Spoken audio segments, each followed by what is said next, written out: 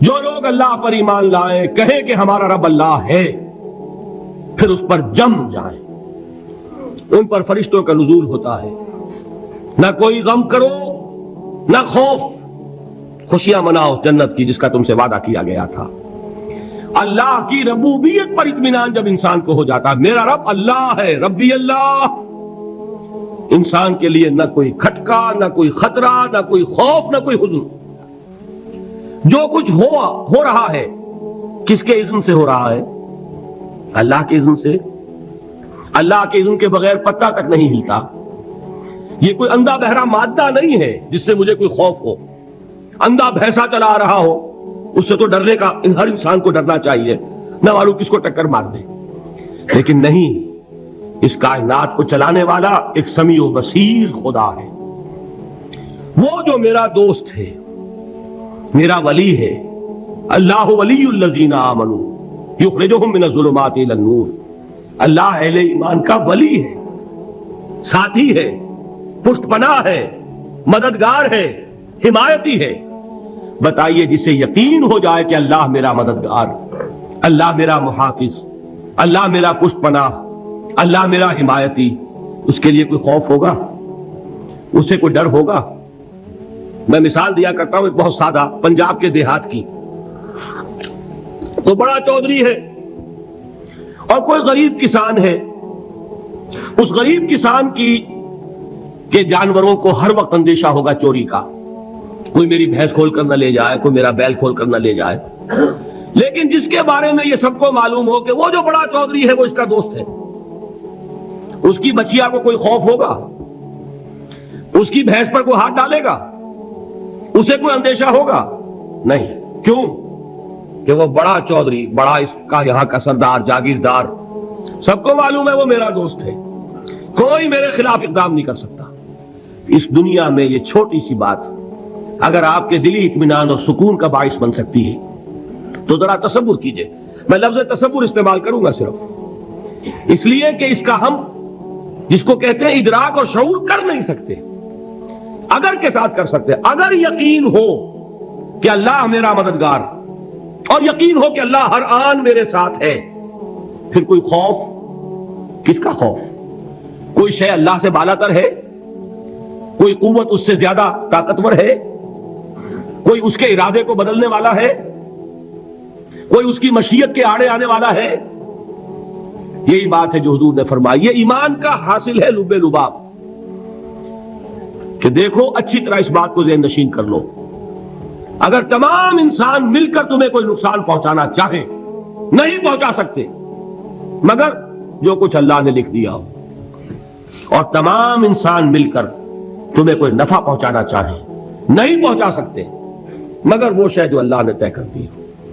آپ پھر میں کہوں گا ذرا طاری کیجئے، اسے فرض کیجئے، اسے سوچئے۔ اگر اس حدیث پر ہمارا دل ٹھکا ہوا ہو تو کسی سے ڈر ہوگا؟ یہ مجھے نقصان نہ پہنچا دے، یہ میری رپورٹ خراب نہ کر دے، یہ میری انکریمنٹ نہ رکوا دے، یہ میرا یہ نہ بگاڑ دے، یہ میرا یہ نقصان نہ پہنچا دے۔ اس کا ڈر، اس کا ڈر، اس کا خوف، اس کی خوشامد، اس کے لیے جا کر طرح طرح سے اپنی عزت نفس کو ذلیل کروانا اس کے سامنے، یہ سب کچھ کیوں کرتا ہے انسان؟ جب سمجھتا ہے کہ اس کے ہاتھ میں میرا کوئی نفع ہے، اس کے ہاتھ میں میرے لیے کوئی ضرر ہے، یہ مجھے کوئی غضب پہنچا سکتا ہے، یہ مجھے کوئی نقصان پہنچا سکتا ہے، یہ میرا کوئی کام بنا سکتا ہے، یہ میری کوئی ضرورت پوری کر سکتا ہے، اسی کا نام شرک ہے۔ جہاں آپ نے یہ سمجھا کہ غیر اللہ کے اندر کوئی طاقت موجود ہے وہی شرک ہے۔ بتوں سے تجھ کو امیدیں، خدا سے نو امیدی، مجھے بتا تو صحیح اور کافری کیا ہے؟ شرک تو یہ ہے جس پر بھی تمہیں یہ خیال ہے کلمہ ہے، یہ کلمہ سوم لا حول ولا قوت الا باللہ، ذرا اس پر دل کو کبھی اگر آپ تصور کریں، پھر فرض کریں، دل ٹھک جائے، اس پر کوئی طاقت نہیں۔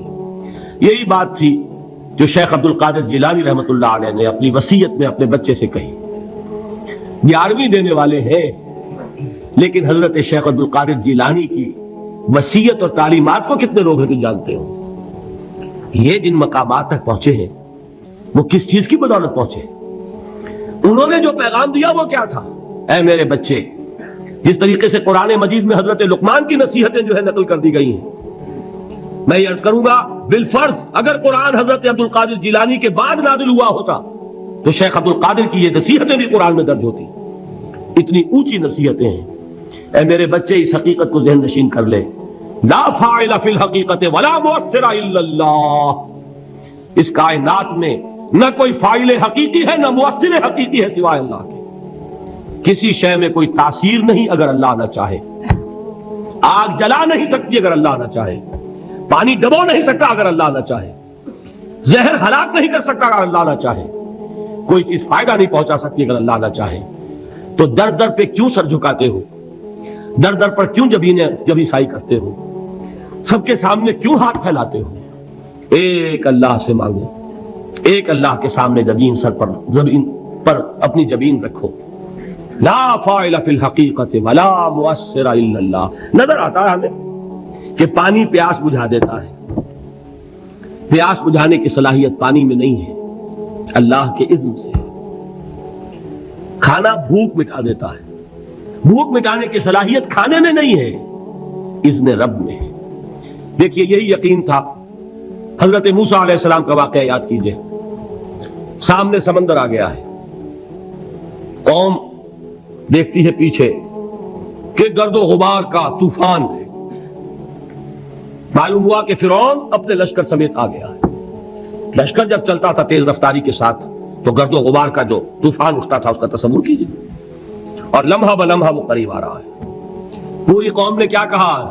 اے موسیٰ انا لمدرکون, اے موسیٰ ہم تو پکڑے گئے.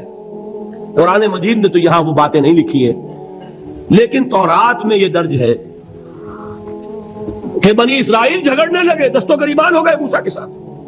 موسیٰ نے یہاں مروایا لا کر, اس سے تو ہم ہی بہتر تھے. وہاں کھانے کو ملتا تھا, زندگی تو تھی, بیگار ہم کر رہے تھے, موت تو نہیں تھی. اب جو کچھ ہوگا اس کا تصور کرو, جس طریقے سے ہمارے ٹکڑے اڑائے جائیں گے. تو لڑ رہے ہیں حضرت موسیٰ علیہ السلام سے. یہ تورات کی تفصیل ہے. قرآن میں صرف اتنا آیا ہے, پریشان ہو کر انہوں نے کہا انا لمدرکون, موسیٰ ہم تو پکڑے گئے. اس وقت موسیٰ کا جواب کیا ہے؟ کلا ان معی ربی سیہدین. نہیں, میرے ساتھ میرا رب ہے, وہ راستہ دے گا. بتائیے کہاں راستہ نظر آ رہا ہے؟ یہ ہے ایمان بالغیب. راستہ نظر نہ آئے تب اللہ پر یقین ایمان ہے. جیب میں پیسے ہوں اور تب دل کو اطمینان ہے تو ایمان کس پر ہوا؟ پیسے پر, اللہ پر نہیں. جب وسائل و ذرائع نہ ہو اور پھر یقین ہو کہ اللہ مسبب الاسباب ہے, وہ اسباب کا پابند نہیں ہے, وہ اسباب کا محتاج نہیں ہے, اسباب اس کے محتاج ہے. اگر یہ یقین ہے تو اللہ پر ایمان ہے, یہ نہیں ہے تو تمہارا ایمان اسباب پر ہے, وسائل پر ہے, ذرائع پر ہے, مادیات پر ہے, اللہ پر نہیں. اس وقت کہاں راستہ تھا؟ کوئی راستہ تھا؟ سمندر ہے اور ادھر سے لشکر آ گیا ہے. کلا ان معی ربی سیہدین. اب دیکھیے ایمان کہہ دینا آسان ہے, ہوا معکم اینما کنتم, جہاں کہیں بھی تم ہوتے ہو اللہ تمہارے ساتھ ہوتا ہے. لیکن اس کا یقین قائم ہو جائے تو زمین و آسمان کا فرق واقع ہو جائے. یہی بات ہوئی حضور کے ساتھ. غار ہے, چھپے ہوئے ہیں محمد رسول اللہ اور آپ کے وہ یار غار ابو بکر صدیق رضی اللہ تعالی عنہ. اقبال نے حضرت ابو بکر کی شان میں چند اشعار کہیں صرف, لیکن واقعہ یہ ہے کہ بھاری بھاری نظموں پر اور قصیدوں پر بھاری ہے. طویل ترین نظمیں اور قصیدے ہوں ان پر بھاری ہے. ہمتیں ابو بکر کی ہمت جو ہے, کشت ملت را جو ابر, جیسے بارش سے کھیتی اپجتی ہے, ابو بکر کی ہمت اور عزیمت اس امت کو اسی طرح سینچنے والی ہے. ثانیے اسلام و غار و بدر و قبر, وہ دوسرے تھے اسلام میں, دوسرے. پہلے کون تھے؟ انا اول المومنین, حضور فرماتے سب سے پہلا ایمان لانے والا میں. دوسرے ابو بکر. ویسے ہمارے ہاں یہ چلتا ہے اختلاف, حضرت علی پہلے ہیں کہ حضرت ابو بکر پہلے ہیں, لیکن اس میں بڑی خوبصورت تطبیق قائم کی ہے علماء نے اور بہت صحیح ہے. چار کے بارے میں فیصلہ ہی مت کرو کہ کون پہلے ہے. ان کی ایک عجیب تقسیم کر دی ہے. آزاد مردوں میں, بالغ مردوں میں سب سے پہلے ابو بکر, بچوں میں سب سے پہلے علی, خواتین میں سب سے پہلے خدیجہ، اور غلاموں میں سب سے پہلے زید ابن حارثہ۔ بڑی پیاری تقسیم ہے، یہ چاروں ہی پہلے ہیں، ہر ایک کے لیے اولیت ہے۔ اور واقعہ یہ ہے کہ اگر زمانی اعتبار سے تعین ہوگا تو پہلے خدیجۃ الکبریٰ آئیں گی رضی اللہ تعالی عنہ۔ کسی اور سے بات کرنے کی نوبت بعد میں آ سکتی ہے، پہلے تو اہلیہ محترمہ سے بات ہوئی، آتے ہی پہلی وحی ہوئی ہے، ابھی تبلیغ کا حکم نہیں تھا۔ کس کو بتایا واقعہ؟ ابھی اپنی نبوت کی تبلیغ کا تو حکم ہی نہیں آیا۔ واقعہ کس کا ہے؟ وہ خدیجہ کا ہے۔ جب کہا ہے کہ خشیت علی نفسی، مجھے اپنی جان کا اندیشہ ہے، تو کیا جواب دیا خدیجہ نے رضی اللہ تعالی عنہا؟ وہ صدیقۃ الکبریٰ ہے۔ صدیقات جو ہے خواتین، ان میں چوٹی پر خدیجۃ الکبریٰ ہے رضی اللہ تعالی عنہا، اور صدیق جو مرد ہیں ان میں صدیق اکبر ہے ابو بکر صدیق رضی اللہ تعالی عنہ، لیکن صدیقات میں چوٹی پر۔ جب حضور نے فرمایا خشیت علی نفسی، کیا فرمایا؟ کیا عرض کیا؟ کیسے تسلی دی؟ نہیں، اللہ آپ کو ضائع نہیں کرے گا، آپ غریبوں کے ہمدرد ہیں، آپ مساکین کے تکالیف رفع کرنے والے ہیں، آپ بیواؤں کی سرپرستی کرتے ہیں، آپ مسافروں کی خدمت کرتے ہیں، اللہ آپ کو ضائع نہیں کرے گا۔ یہ یقین ہے اس خاتون کے اندر۔ خیر وہ ایک علیحدہ بات ہو جائے گی۔ میرے دل پر حضرت خدیجہ رضی اللہ تعالی عنہ کی شخصیت کا بڑا گہرا نقش ہے، جو وہ کوئی اور ہی وقت اور موقع ہوا تو بیان ہوگا۔ بہرحال اقبال نے ایک مصرے میں جو 4 اولیتیں جمع کر دی ہیں، ہمتیں او کشت امت را چو ابر، ثانی اسلام و غار و بدر و قبر۔ اسلام میں حضور کے بعد پہلے کون؟ ابو بکر۔ غار میں حضور کے ساتھ کون؟ ابو بکر۔ بدر کی رات اللہ کا رسول سر بسجود، وہ گھاس پھوس کی جو جھوپڑی بنائی گئی تھی، اور وہاں تلوار ننگی لے کر پہرا دینے والا کون؟ ابو بکر۔ اور اس حجرہ عائشہ میں محمد کے بعد سب سے پہلے دفن ہونے والا کون؟ ابو بکر رضی اللہ تعالی عنہ صلی اللہ علیہ وسلم۔ وہ جو معاملہ میں سنا رہا تھا غار ثور کا، حضرت ابو بکر بھی حضور کے خیال سے لرز گئے ہیں۔ آپ کو یاد ہوگا کہ جا کر پہلے تمام جتنے سوراخ تھے انہیں بند کیا ہے، ایک سوراخ رہ گیا تھا جس کو بند کرنے کے لیے کوئی کپڑا نہیں تھا، وہاں اپنی ایڑی رکھی ہے، تب کہا ہے حضور سے تشریف لائیے، اور اپنے زانو پر حضور کو لٹایا ہے، اور وہاں کسی موذی جانور نے کاٹا ہے، حضور کی آنکھ لگ گئی تھی، اس وقت اس بل کے اندر جو بھی بچھو ہے کیا ہے واللہ عالم، اس نے کاٹا ہے، اس کی تکلیف کی وجہ سے ابو بکر کی آنکھوں سے آنسو ٹپک گئے، حضور کے چہرے مبارک پر پڑے ہیں، تو حضور جاگے ہیں، معاملہ کیا ہے؟ ایڑی نہیں ہٹائی وہاں سے، مبادا وہ جانور وہاں سے نکل کر محمد الرسول اللہ کو کوئی گزن پہنچا دے، ابو بکر کی ایڑی ہے، جس طرح چاہے کھا لے، ختم کر دے، جان نکل جائے تب کوئی آنچ آئے محمد پر تو آئے، لیکن جیتے جی نہیں۔ وہ ہے ابو بکر حضور کے خیال سے۔ اس وقت حضور نے پھر اپنا لعاب دہن لگایا ہے، اور اس سے پھر آپ کی تکلیف ختم ہوئی۔ جیسے خیبر میں حضرت علی کی آنکھ دکھ رہی تھی، اس کو جو شفا حاصل ہوئی ہے وہ بھی حضور کے لعاب دہن سے ہوئی۔ تو بہرحال اس وقت انہوں نے کہا ہے کہ اے نبی یا رسول اللہ، اگر اس وقت ان میں سے کسی نے غیر ارادی طور پر بھی اپنے قدموں کی طرف جھانک لیا تو پکڑے جائیں گے۔ کیا جواب تھا اللہ کے رسول کا؟ لا تحزن ان اللہ معنا، اللہ ہمارے ساتھ ہے، کیوں گھبراتے ہو ابو بکر؟ یہ ہے ایمان باللہ، میرا مالک اللہ، میرا رازق اللہ، میرا محافظ اللہ، میرا مددگار اللہ، میرا پشت پناہ اللہ، میرا دوست اللہ۔ یہ دوستی ہے اللہ کی جو لب لباب ہے، حاصل ہے ایمان کا، اسی کا نام ولایت ہے۔